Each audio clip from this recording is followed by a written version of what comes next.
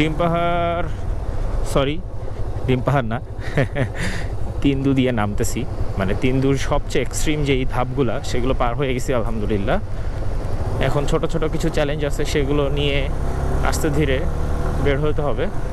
So এখানে বৃষ্টি নেমে গেছে। আমি তিন্দুর ওই এক্সট্রিম ঢালটায় নামার সময় দোয়া করতেছিলাম যে আর যাতে বৃষ্টি না হয়, কিন্তু পাহাড় তো আসলে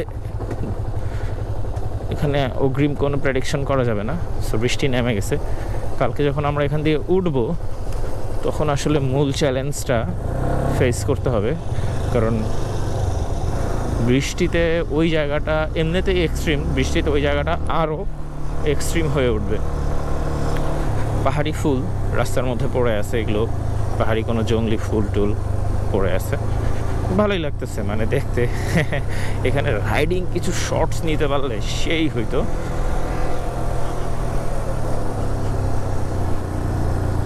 তিন্দু কিন্তু আগে থেকে অনেক বেশি সুন্দর হয়ে গেছে, মানে তিন্দুর এই রাস্তা। আপনারা যারা তিন্দুর রাস্তা আগে ইট সুরকির রাস্তায় আসছিলেন, সো আপনারা অনেক বেশি এক্সট্রিম রাস্তায় আসছিলেন। সো এখন যারা আসবেন, এখন যেমন ধরেন আমার মতো যারা আসবেন, সো আমার মতো আনারি রাইডার যারা আছেন, তাদের খুব একটা কসরত বা কষ্ট করতে হবে না। 2-3টা জায়গায় ভাঙা আছে। আমার মনে হয় যে এই সিজনে, এই বৃষ্টির সিজন পরেই ওই ভাঙাগুলোও ঠিকঠাক করে ফেলবে সেনাবাহিনী। এখানে বস্তা দিয়ে রাখার কারণটা কি বুঝতে পারলাম না। নিশ্চয়ই পানি যাওয়ার জন্য রাস্তা করে দিয়েছিল, রাইট? হ্যাঁ হ্যাঁ, এইবার বুঝতে পারছি। বস্তা দিয়ে আসলে ব্লক করা হয়েছে, পানিটা যাতে ওই পাশ দিয়ে নেমে যায়, এইখান দিয়ে না নামে, কারণ এই জায়গাটার মাটিটা হয়তো ঢিলা হয়ে গেছে, মানে ল্যান্ডস্লাইড হয়েছে। সো এই জন্য হয়তো ওই কাজটা করা হয়েছে। যাই হোক, তিন্দু অসাধারণ সুন্দর এখন। আর পাহাড়ে তো বৃষ্টিতে পাহাড় আরও বেশি সুন্দর। এই যে জায়গাটা অলরেডি ভেঙে গেছে, এগুলো ভাঙা শুরু করছে।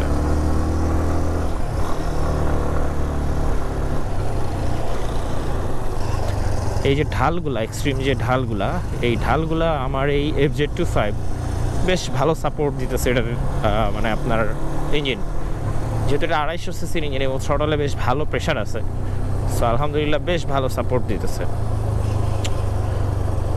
যাই দেখা যাক কত দূর হয়। যদি একদম শেষ মুহূর্তে গিয়ে দেখি যে রাস্তা আর যাওয়া যাচ্ছে না, তাহলে ফেরত চলে আসবো, কিছু করার নাই।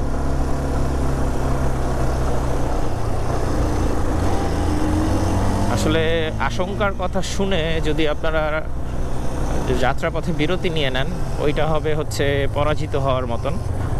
সো তিন্দুর রাস্তা খারাপ, তিন্দুতে ল্যান্ডস্লাইড হয়েছে, এই জিনিসগুলো শুনছিলাম এবং আসার পথেই আমাদের এক বাইকার ভাই দেখালেন এবং তিনি বেশ ভালো সাপোর্টও দিল আমাকে। বললো ভাই যান, একটু অ্যাডভেঞ্চার হবে, ভালো লাগবে। সো ওনার কথা মতো চলে আসলাম। আসলেই অ্যাডভেঞ্চার হলো এবং ভালোই লাগলো।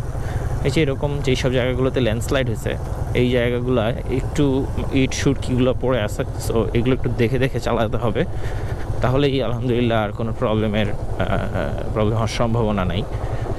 এই পাশ দিয়ে আমি নামি, কারণ এইটা আসলে ফাঁকা দেখা যাচ্ছে। হ্যাঁ,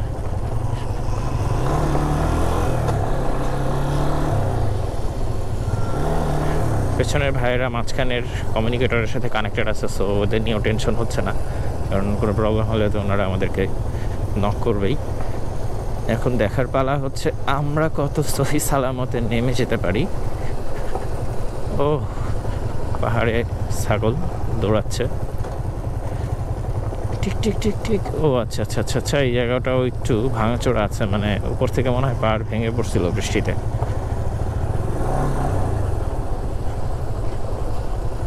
এই পর্যন্ত ওইটা বালু ট্রাক চলে আসছে আর আমরা বাইক নিয়ে টেনশন করতেছি।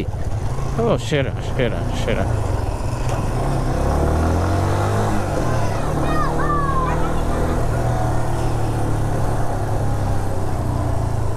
একটা পাড়া, পাহাড়ি পাড়া।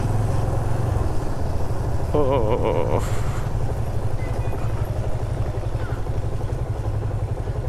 অবশেষে আমরা তিন্দু নেমে গিয়েছি আলহামদুলিল্লাহ। নেমে গিয়েছি তিন্দু নদী, নেমে গিয়েছি। ওই যে এখানে অলরেডি বাইক নিয়ে মানুষজন দাঁড়ায় আছে, ওরাও নামছে আমাদের মতো। ওহ ওহ ওহ, সেরা সেরা সেরা সেরা। এই জায়গাটাও একটু এক্সট্রিম আছে, এখানে একটু দেখে দেখে চালাতে হবে।